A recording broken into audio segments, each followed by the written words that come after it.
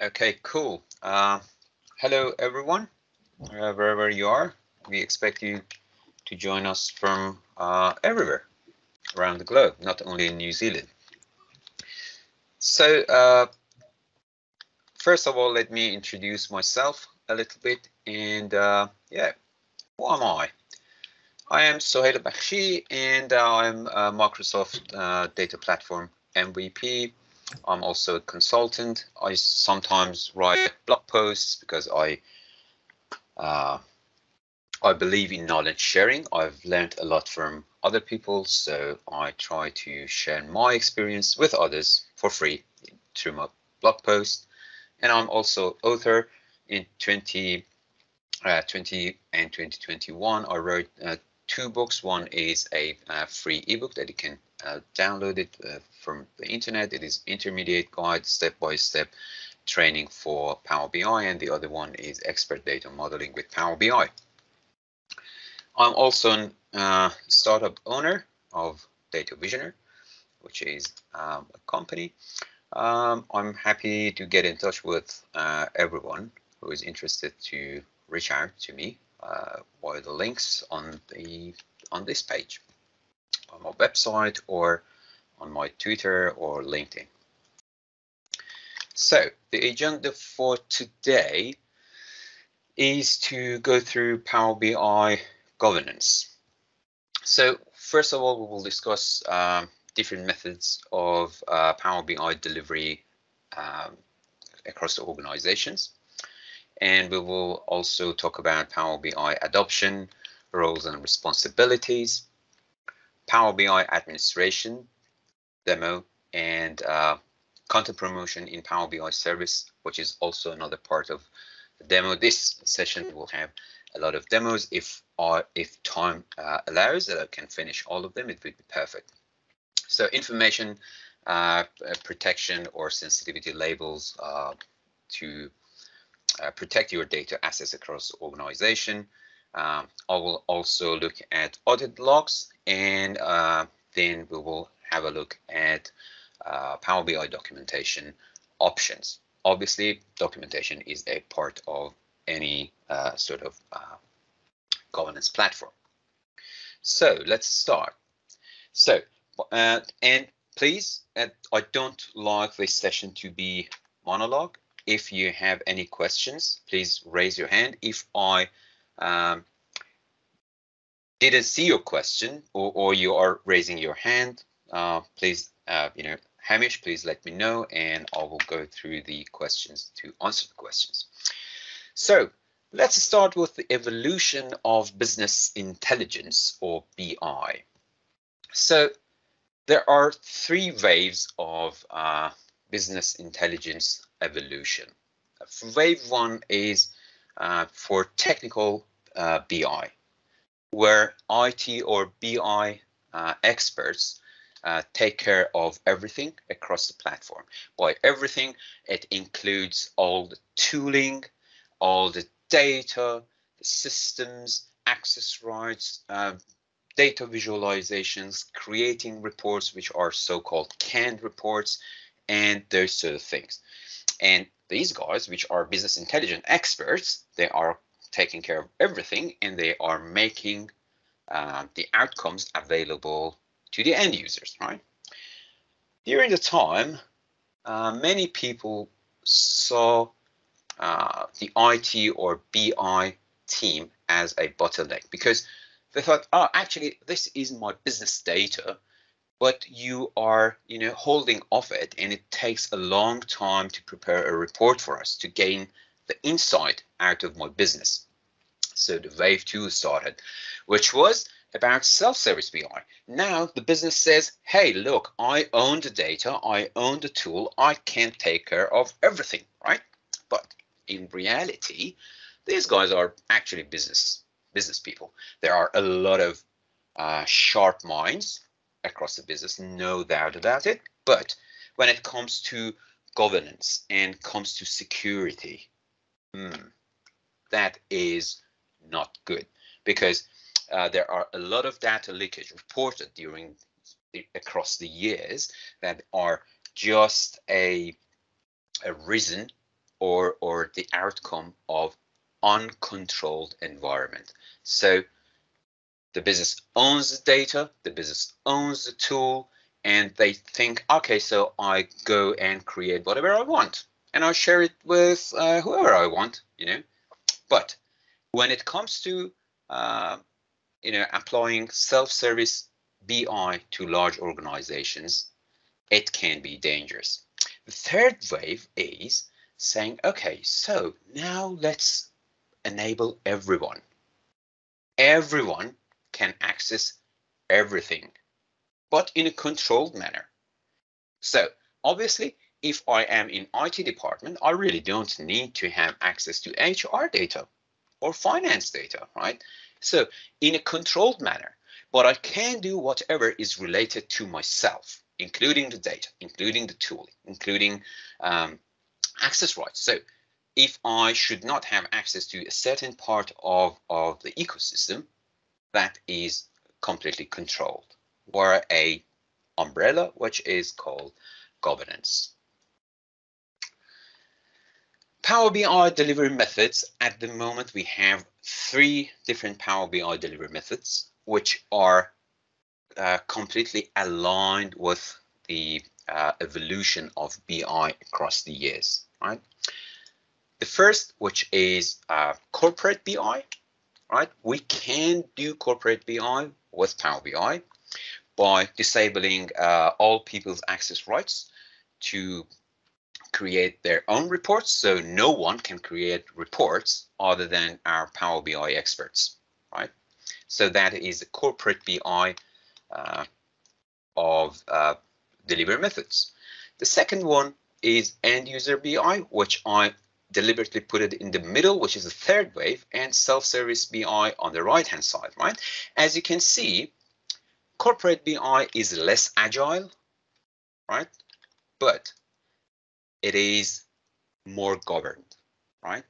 So if you can see from left to right, I have less agility and most agility, less agility for corporate BI, and I get most agility in self-service BI. But in general, I will get a balance in the middle. So the ownership here, the last, the third layer is showing me the ownership. So the IT people own the solution, but not the data. The data is owned by the business, right? So there is a balance between solution, and the ownership can move from business to corporate to IT during the time. So after we delivered a whole system, we can completely move the ownership from corporate or from the business intelligence team or the IT team into the business themselves. We can say, okay, so we put all the governance rules applied in here, and you can own the whole solution, including the data, including everything, because it is there, right? But if you like, you can consult with us. You can ask for our consultation. So actually, the middle part is a desired method of delivery approaches. But having said that, there is nothing wrong with those two if we are thinking about delivering the solution in a more controlled way, so that will not get hit down the road by data leakage and security and privacy issues and those sort of things. The stages of Power BI adoption. The way organizations adopt tools, it has 4 parts in it. So the first part is awareness of the tool, which in this case is Power BI, right?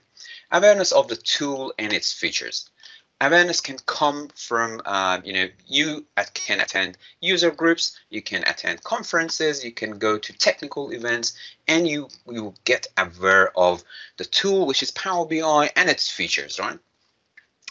The second step is understanding the benefits of Power BI and its capabilities by researching on the internet, again, attending technical workshops, technical events, or training courses, online or paid training courses in person, which is not possible at the moment in many parts of the world. The third step is enabling the end user by learning Power BI. Attending training courses, I personally encourage everyone to attend a Dashboard in a Day training course from Microsoft, which a lot of organizations provide this. This is sort of a free course if it is publicly announced, right? And by self-exploration, you can learn Power BI. Power BI is a very very user-friendly tool and developer-friendly tool. If you are coming from an Excel background, the first day that you start using Power BI, you may think, there are some confusions here and there, but you will feel home, you will feel comfortable pretty quickly. And the fourth step is adoption. When you adopt Power BI across the organization by gaining ongoing value and getting inspired by knowing how to resolve complex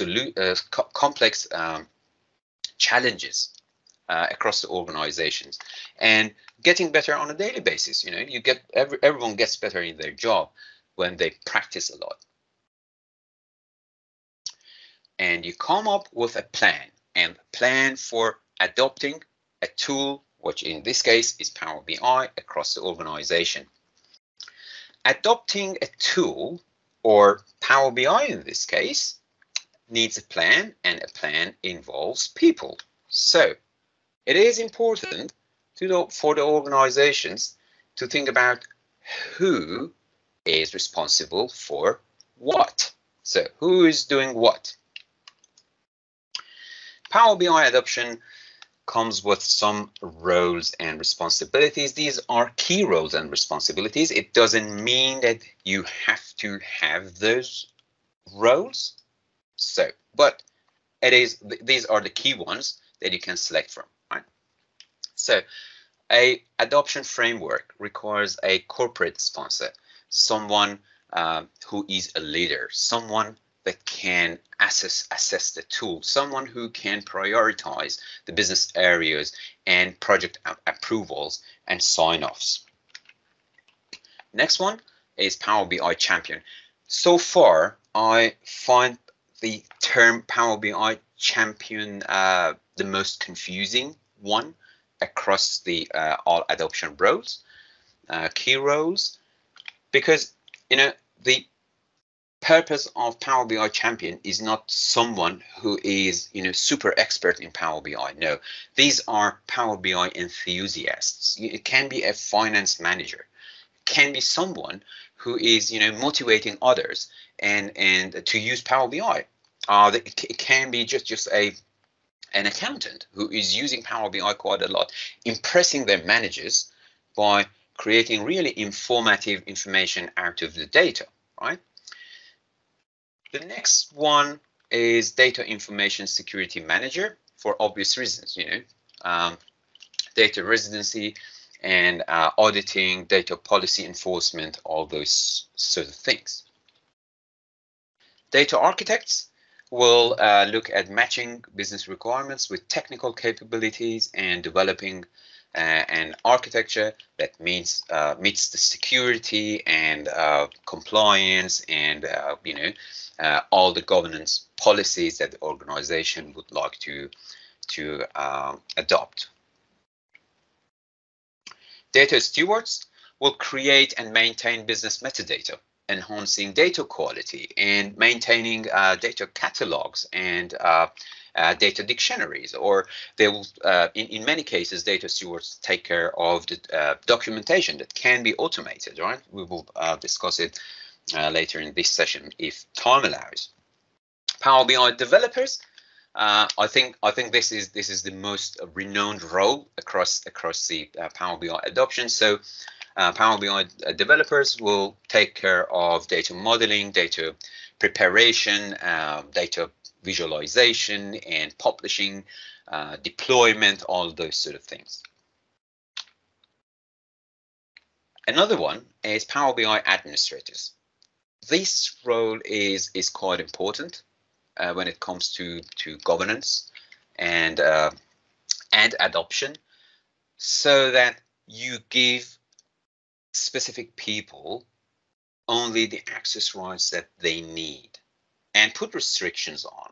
And the restrictions doesn't mean that we do not allow you to do a better work. We actually are enabling people to do their job better in a safer way, right?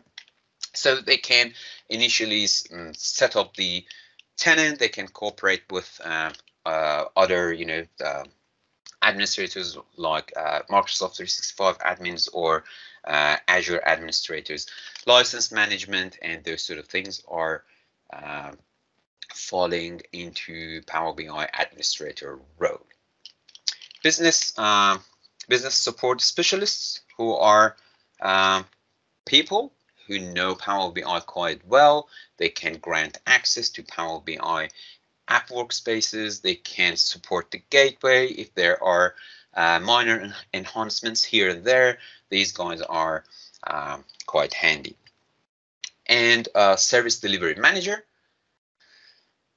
which supports business users with complex modeling scenarios, helping with data visualizations and R visuals and those sort of things, which are more around the service delivery analysis. But one question raises after that: who is actually going to fulfill these roles? Okay, so now we have those roles defined and we know who is responsible for what. We have to map those roles into real people across the organization, right? And after a while, we can find out those peoples, right? We can find those peoples with assigned key roles to adopt a Power BI across the organization and starting our governance framework as well. Power BI adoption is a thing that requires okay, so I'm going, teamwork. Okay, so sorry, I was clicking backwards. So it requires teamwork. It is not something that we can set overnight and we say, okay, so we want to adopt Power BI. Here we go. No, it has a process. It has, a process. It is a process that starts from mindset and thinking, and it ends with a successful adoption. One of the key roles that I would like to discuss today is Power BI administration, right? Power BI administrators, as I said, are one of the key roles in Power BI adoption and governance framework. Power BI administrators are responsible for managing Power BI tenant or admin portal, coordinating with Office 365 and Azure administrators, and you will see why. Because Power BI administrators has some restrictions on their access rights, and they will require to cooperate with other admins. License assignments and setting up monitoring the service and the system, and gateway management. By gateway, I'm referring to on-premises data gateway, which is available across Power Platform and Power BI as well. So this demo will be a quick demo. I will go through some of the key configuration in Power BI admin portal. But I suppose the key message here is that we have to configure our admin portal based on governance policies. So we have to think about governance policies first and come up with an idea of, okay, so am I allowing my people to use or the users to use custom visuals across the organization? Or yes, I am allowing custom visuals, but I want them to only use certified custom visuals.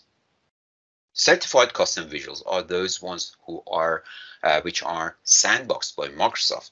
They are fully tested, right? So they are safer to use, and many organizations do not like their developers or contributors to use uncertified custom visuals. But what if that there is actually a custom visual that is not certified by Microsoft, but it is certified by the organization? Yes, we can manage all that through admin portal. Let me go to bring up admin portal. When you log into Power BI, if you are a Power BI administrator, you can click on the gear button on top right, and you can go to admin portal. Any questions so far? I don't see any questions in the chat box. Does anyone have any questions so far? Okay. So, for instance, the one that I raised. So this is just a web page, so I can always search. I can say custom visuals, right? So as you see in this specific environment, I'm not allowing people to download from custom visuals, right? So because the organization policy does not allow it, right? But we are actually allowing a security group, right, to create visuals using Power BI SDKs. You know, I can create my own custom visual. Why not? But it is only available for a certain group of people. Not everyone can do it. And this is actually good practice to create security groups specifically for different type of people based on your governance policies that will apply to Power BI. And this is something that it crosses with the first step that it crosses between Power BI administrators and Azure administrators or M365 administrators, because as Power BI admin, I do not have access to create a user or a security group, right? So I have to collaborate with M365 administrators, and I can say, okay, so here is the list of security groups that we want, and here is the security mapping. So these people or these accounts must be applied to this sort of security groups, and I can use it in several different parts of my admin portal across the Power BI tenant, right?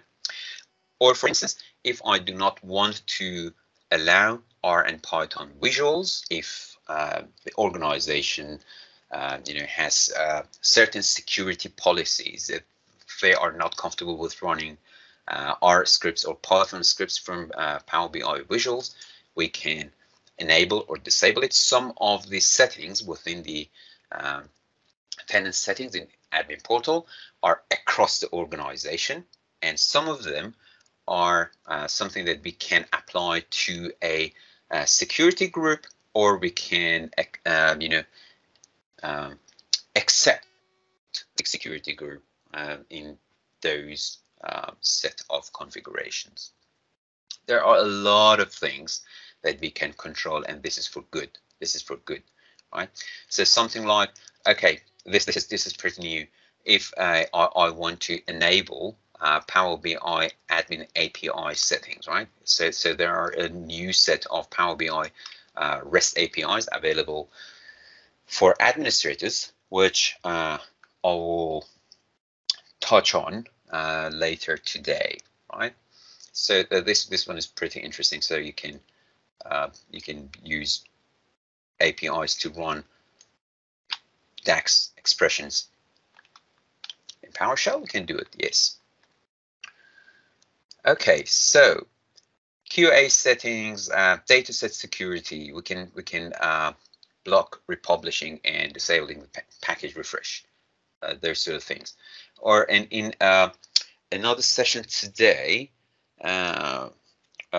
someone asked for asked a security question around Teams, right? There are some advanced networking settings in Power BI that you can enable. This is pretty good to secure your environment. So it means that when you are, especially this one, blocking public internet access, right? Blocking public internet access. So the users will not be able to access your environment by simply typing app.powerbi.com, just like that, app.powerbi.com, because it is actually behind a VNet, right? So it is not something that they can access directly. And you can create Azure private link in here. You can enable it or disable it, and those sort of things. Any questions around Power BI admin portal? There are a lot of things in here that we can control and we can set. Not only those things that we can set, actually we can have a look at usage metrics. So if there is any questions, please raise your hands now. Otherwise, I'll continue. No questions so far. Okay, so we can go through usage metrics to see who is doing what. And Alan Duyon is someone who is using Power BI quite a lot, right? Or we can look at the consumption by user. And this report is actually built by Power BI. By Power BI for Power BI. It's interesting. We can look at the users, but as I said, this is again the way, you know, one of the steps that Power BI administrators should collaborate with other admins. So in this particular case, the Power BI administrator is also Microsoft 365 administrator and Azure Global Admin. Right. So if I click on it, it navigates me to another page that I can click on, and it navigates me to the M365 Admin Center, and I can look at my user lists, right? Active users. And from here, I can also create security groups, right? Because I can go and create security groups in here. The other part of admin portal includes premium per user settings, that if you own a premium per user licensing, you can set it up here, something like XML endpoint. You can set it up to be read-only or read and write, or you can turn it off. Capacity settings, if you own a Power BI premium capacity, you can use capacity settings. Organizational visuals is the one that I discussed earlier. Those two, from those two, only bullet chart comes with the badge of certified custom visual. This is sandboxed by Microsoft, while the other one isn't. Globe map, right? But my organization requires that map, right? So I can certify it for the organization. And what happens here when my users open up their Power BI, users of my organization, if they are logged in their Power BI desktop, after they open up Power BI desktop, those custom visuals will show up in here, right? So see, and they are not showing up separately as a custom visual. They look like to be a out-of-the-box visual, while we know that those are actually custom visuals, right?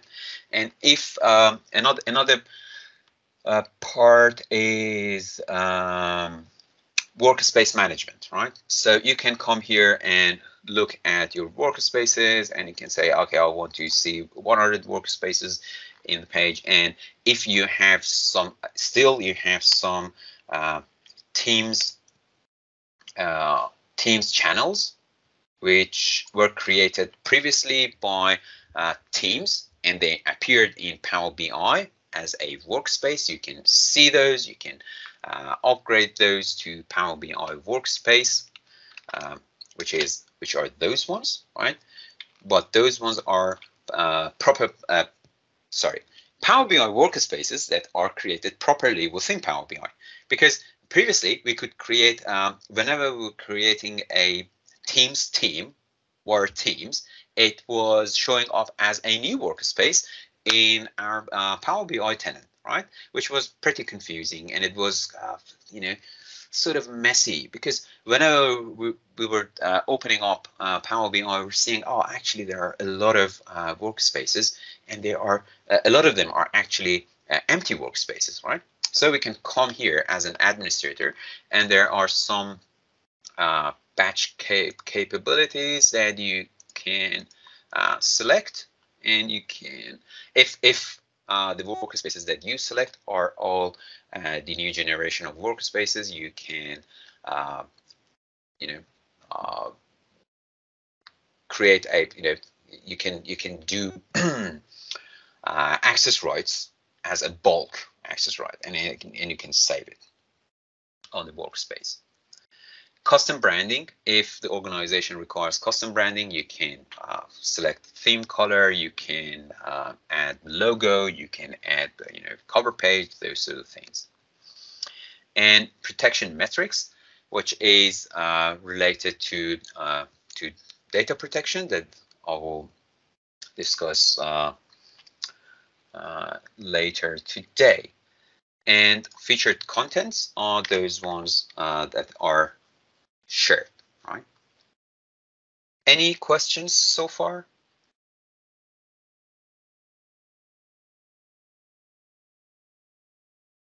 Okay, cool. So let's see what else we have in here. The next demo is about content promotion in Power BI service. Okay, so this is sort of a really good topic. We have seen many people that got confused by the meaning of data promotion, right?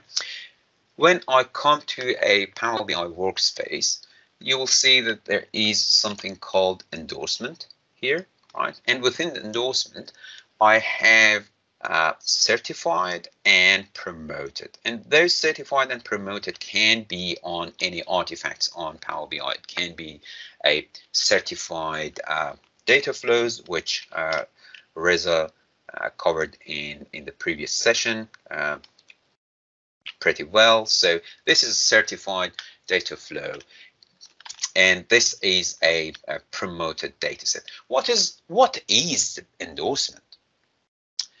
The endorsement translates to level of trust to an artifact within Power BI platform, right? So if I'm talking about a data flow, how trustworthy the data and the process within that data flow is, right? There are 3 levels of endorsement.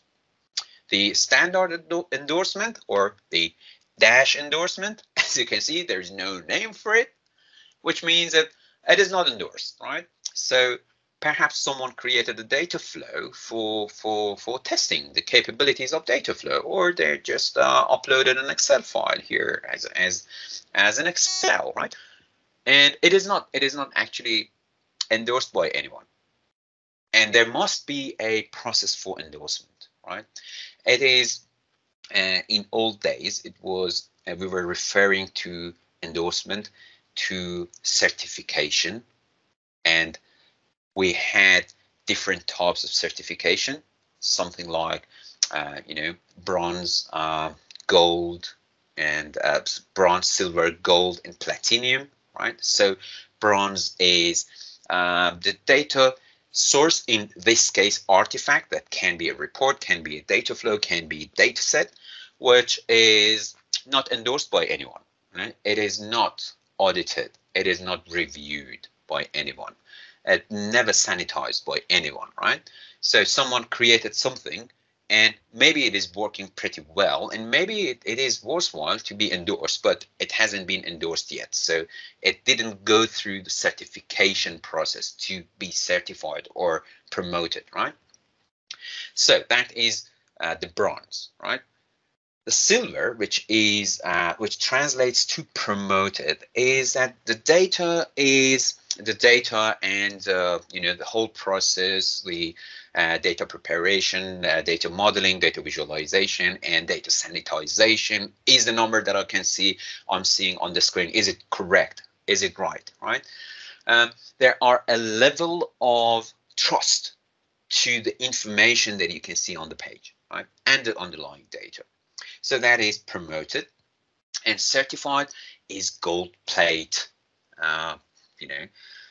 artifact, data flow, Excel report, Power BI report, or data set, right? So it is gold plated. It is audited from many different aspects, right? So how it performs in terms of report rendering performance, or in terms of data pipelines, the running overnight, or we schedule some data refreshes a day, right? So 5, 8 refreshes a day. How do they perform? How much they take to refresh the data? Do they fail? If they fail, why they are failing? And it is curated by all means, right? So it is certified, and certification is also something that we can define within the admin portal, which was our previous conversation, previous part of the session, certification, right? So within the certification, we can apply a URL that goes to the documentation of certification. What is the certification process for this specific artifact to be certified, right? And who is allowed to apply those certifications? As you can see in here, we have a specific security group. Again, best practice to have specific security groups for specific reasons, aligned with your governance policies, right? So I have Power BI governance group, who are people who are allowed to certify different artifacts within Power BI. Is certification a security setting or configuration? The answer is no, it is not. It is more around quality and level of trust, right? I see in some organizations they say, what about security? It's not about security. No, it's not about security whatsoever. Is there any questions? I don't see any questions in the chat box. Okay, so let's go to the next part.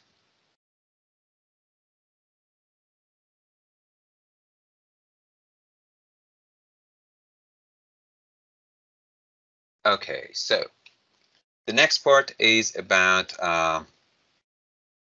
Power BI sensitivity labels, or Microsoft 365 information protection, supporting using Microsoft information protection within Power BI, right? Microsoft information protection includes with M365 compliance to help organizations to discover, classify, and protect their sensitive information wherever it lives or travels. Those 2 points are pretty important, which means if you connect from Excel to a data set which has a sensitive data in it, either you cannot connect to, or if you connect to it, the sensitivity label that you set on the data set propagates to the Excel file, and if you share it with someone else outside of the organization, they will not be able to see anything in there. So knowing your data, so it will help you to know your data, to understand the data, and identify important data across your environment. Second part is to protecting the data by applying flexible protection actions such as encryption, right? Which in the Excel example that I said, the data is encrypted, and that is why if someone is not across your organization, if it is external user that cannot open the Excel file, it is encrypted, right? So to prevent data loss, so detecting risky behavior and preventing accidental oversharing of sensitive data with unauthorized audience, right? And which leads to a successful governance platform of your data and across the Power BI. Power BI, and again, this is Microsoft Information Protection is a feature of M365 compliance. So it is not only for Power BI; it is for the whole Power Platform, and it is even larger than that in from an Azure point of view. Microsoft Information Protection for Power BI. What does that mean? Microsoft Information Protection, allows many. It comes with a lot of different features and capabilities, like, auto detecting behavior or auto classification. Those sort of things are outside of Power BI administration and governance. Those are more sitting towards leaning towards the M365 and the whole Power Platform governance, right? But a single solution across apps, services, and devices labeled and protect to label and protect your data wherever it transfers and wherever it goes. Authorized users can apply sensitivity labels from either Power BI Desktop or Power BI Service. At the moment, we can apply sensitivity labels across data sets, data flows, reports, and dashboards. One thing, one note, important note, as a Power BI administrator, we do not have access rights to create sensitivity labels, right? The sensitivity labels in Power BI inherited from M365 Compliance Center. So let's go to a demo and let me show you what it means. So first one, okay, so if I have a Power BI model or report here, as you can see, there is a sensitivity section in my ribbon bar that I can click on it, and it will show me the sensitivity labels that are defined by my M365 administrators, right? So if it is a personal, if it is a personal report in dataset, I can set the label to personal. If it is general, I can set it to general. If it is confidential or highly confidential or internal only. So there's a really fine definition between different of them. And as you can see, whenever I hover over it, it gives me a a definition of what is contoso finance or general or defined by M365 administrators. They can put some guidelines here. They can say, okay, so be aware that you are not allowed to share this content with external users, right? So, which means, does the information protection, or more specifically, sensitivity labels, stop me sharing the content with unauthorized people? The answer is no, it doesn't, right? I still can share this report, even though it is marked as internal only, which is highly confidential, or even worse than, I mean, not worse than, more sensitive data in there. And with capital case, it says copying and sharing this data is strongly prohibited, right? So I know that, but can I still share it with someone? Of course, I can share it with someone, but that someone on the other side will not be able to open it because it is marked as sensitive, right? Let's go through it. When I come to here, you see that I put some sensitivity labels. So I can put it on sensitivity labels. I can set it in Power BI desktop or Power BI service. And in this case, I have this particular data set, which is called internal only, right? So what I can do, I can come to the data set and I can set the sensitivity label for that specific data set, and those are the reports. That is the report that is connected to that data set. I can also set the sensitivity label for this data set, right? So let's go back to the previous page, right? And let's find a sensitivity of highly confidential, right? Something like, or maybe I go to another workspace. I think I had something in finance, internal only, revenue dashboard, right? So what if I download the PBIX file, right, of revenue analysis dashboard? I have it now. I go there and I open it up in Power BI desktop. Okay, see, this user is different, right? This user is my user. I am from Data Visionary Organization. I am an external user to the one that is from my Contoso test environment, right? So I go to download. Oh, sorry, not from there, from here. I go to downloads and I open it.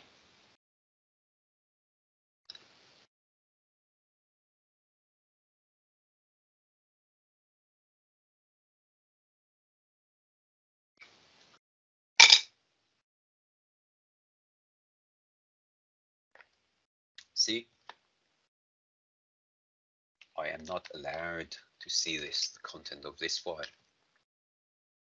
It is totally a different environment. Just think about it. Okay, so I see this, and I have sometimes a debate with some system administrators that they are blocking people from installing a new software, right? So you join the organization and you see that you do not have access right to install the tools that you really require, right? So let's say you are a Power BI developer. You have Power BI desktop on your machine, but you really would like to have all of those other external tools installed on your machine, like something like DAX Studio or Tabular Editor, right? You do not have access right. You cannot install the tool. But what about if someone shares something really sensitive with external users?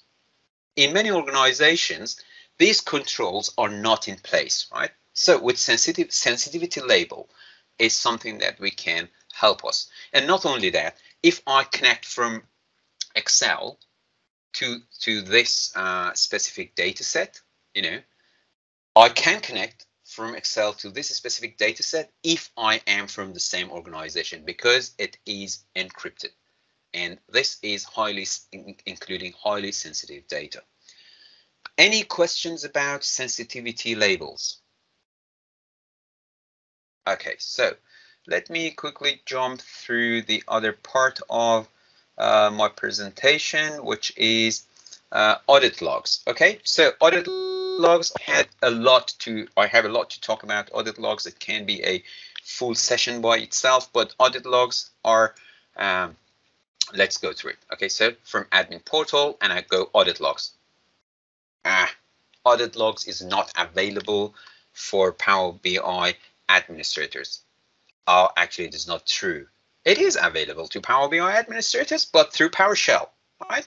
So what you can do, you can install, so you can install the module, right? You can install the module in PowerShell, right?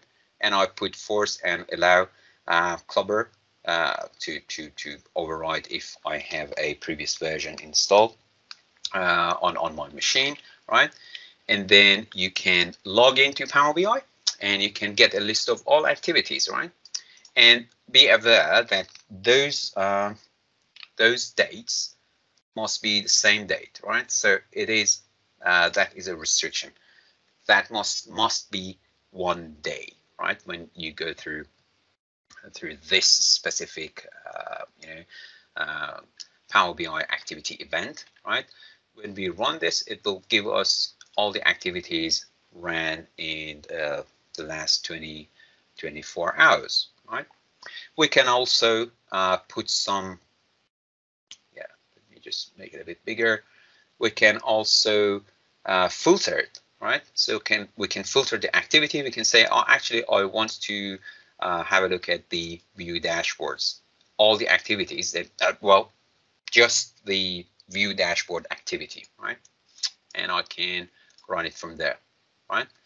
But what if I am also M365 administrator? I can click on the button in Audit Logs. I can click on it and it navigates me to M365 Compliance Center and the audit page. It takes a wee while to refresh and you can search for different Power BI events, right? Power BI, and you have view Power BI dashboard, created, edited, deleted, shared, those sort of things. And in here, you are not restricted to one day only, one day of events. Actually, it is 90 days of events, right? So you can click share and you will see all the events in here. But you can, as a Power BI administrator, if you are interested in using PowerShell, you can do a lot more than that. So you can get you can pass your credentials, or if you like to automate the whole process, something like this, you can export the all workspaces into a file. So I can just quickly run this and it opens up. There you go. It saved a file for me in here. I have all workspaces here, right? And it is all through PowerShell. And as you can see, it is fast. Man, it is fast. It is really good. Or if you like to have a list of all datasets. And okay, so why do we require to get this? There is a caveat here. Unfortunately, audit logs are a little bit slow, right? It can take somewhere between 15 minutes to 3 hours to 2 hours if you are a massive tenant and environment to capture all of the events that are running in the background. It takes time, right? So with this, what you can do, you can run a Power Automate, to automate things. Something like you can get a list of all data sets. You can store it into CSV or in Power Automate or Azure Logic Apps. Through Power Automate or Azure Logic Apps, you can use Power BI APIs, not PowerShell commandlets for Power BI. You can use Power BI APIs to get a list of all data sets. And when we run this, it is giving us a lot of information that are also available within the the APIs, if you look at the data set, what it gives us, it is pretty good. I'll tell you why it is pretty good. It is giving me the created date, right? Okay, so what I can do, I can create a sort of incremental data load process. I can dump this data into a intermediary SQL Server, small SQL Server table, right, with the created date and all those sort of things. And I can identify if a data set is modified, if it is deleted or whatever, right? And if it is refreshed or API and all of those sort of things, and I can run a trigger, and I can run this process every 5-10 minutes rather than waiting for the audit logs to send me an alert after 1.5 hours that an event has happened already. So I quickly jump to the next. These are the events that we recommend to always keep an eye on. Something like all the deleted ones, or change sensitivity labels in Power BI dashboards, reports, and all the artifacts and those sort of things. Any questions so far? Okay, so I have to be quick. I have only 4 minutes, and after that you can ask some questions if you have any. So the last part, last but not least, is Power BI documentation options. As of today, there are 2 solutions for that. There are many solutions. All right, so disclaimer, it is not saying, I'm not saying that you cannot find Power BI documentations other than these 2. No, these 2 are more focused. Well, actually, only one of them is more focused on the documentation side of things.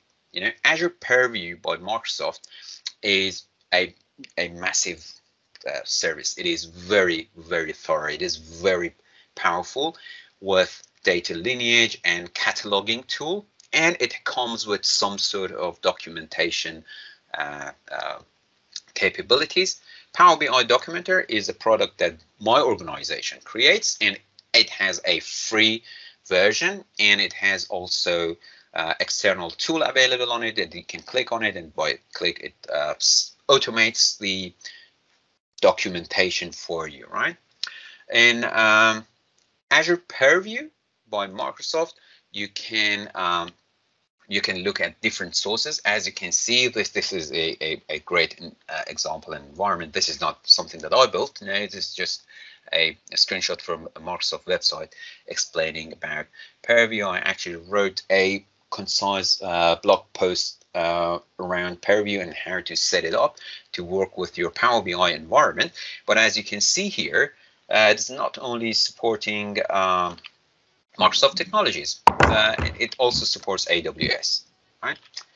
And it is also giving you a very good lineage, right? While Power BI Documenter, what it does, it can show you your data model, it can show you the relationships, your Power Query queries and dependencies, those sort of things, and it actually documents it for you, right? Thank you so much for your time and attention. I didn't get any questions. I hope that you found this session informative. Thanks, Soheil. Dead on time there with a minute to go. So I don't think we had any questions throughout the session, but there was again a huge amount of information. So thank you for sharing all of that, and it's probably a lot for people to take away. Thank you. Sure, anytime. Thank you so much for the opportunity, Hamish. Not a problem. Thanks for presenting. No worries. Cheers, mate. Thank you. See you later. Bye-bye. See ya.